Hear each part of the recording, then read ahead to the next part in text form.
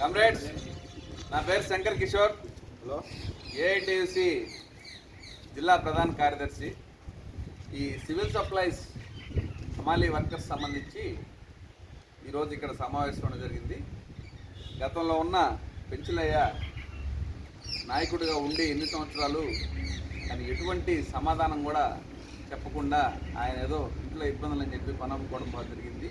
ఈరోజు ఇక్కడ ఉన్న అందరు కార్మికులు కూడా కలిసి ఒక ఇద్దరు కార్మికుల్ని ఈ డిపోకు సంబంధించి వాళ్ళు చూడడానికి ఇద్దరు కార్మికుల్ని పేర్లు ప్రపోజ్ చేశారు. దాన్ని అందరూ ఏకగ్రీవం కూడా దాన్ని తీర్మానం చేశారు.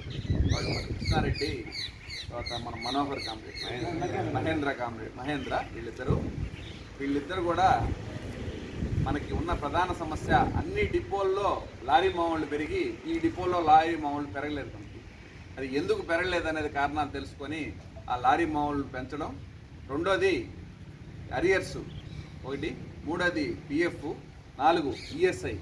మనకి ఏదన్నా బాగలేకపోతే ఖచ్చితంగా ఈఎస్ఐలో చాలా మంచి వైద్య సేవలు ఉన్నాయి కాబట్టి ప్రతి ఒక్కరికి ఈఎస్ఐ వచ్చేదానికి కూడా మనం ఇక్కడ జిల్లా వ్యాప్తంలో పైన రాష్ట్ర వ్యాప్తంలో కూడా ఏఐటీసీగా మేమందరం కూడా కృషి చేస్తామని తెలియజేస్తాం.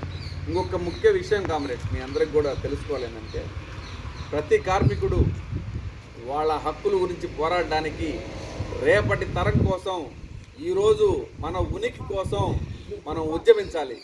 నాయకుడు అనేవాడు, నాయకుడు ఒక్కడే పోయి మేనేజ్మెంట్తో మాట్లాడుకొని వచ్చాడంటే వాళ్ళు నాయకులు కాదు, వాళ్ళు లాలూచి పడేవాళ్ళని కూడా నేను ఖచ్చితంగా తేల్చి చెప్తా ఉన్నాను.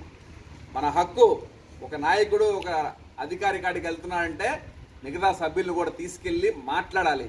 అక్కడ ఏం జరిగిందో వచ్చి ఇక్కడ చెప్పాలి సభ్యులకి.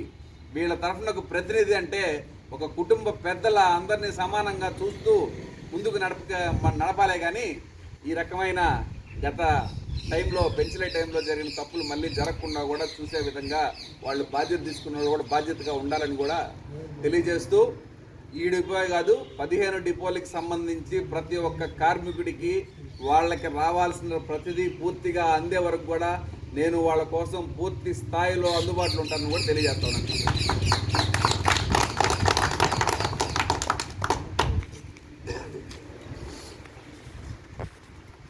టవల్